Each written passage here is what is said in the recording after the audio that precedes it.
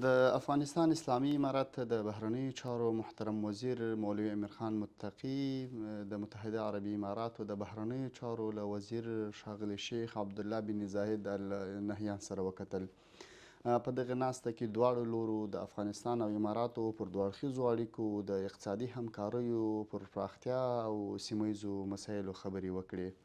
همداراز د افغانستان او اماراتو ترمنځ د سوداګرۍ پر زیاتوالي په ځانګړې توګه اماراتو کې افغان توکو ته د بازار موندنې پر لارو چارو هم خبرې وسوې او پرېکړه وسوه چې په دې اړه به تخنیکي کارونه ترسره سي.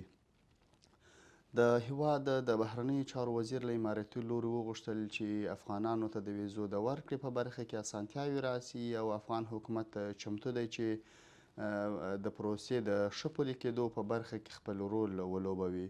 د دغې ناستې په پای کې د دوه اړخیزې سوداګرۍ د لا پراختیا په موخه د منظم کار پر دوام او د توافق شوو چارو پر تعقیب باندې هوکړه وسوه.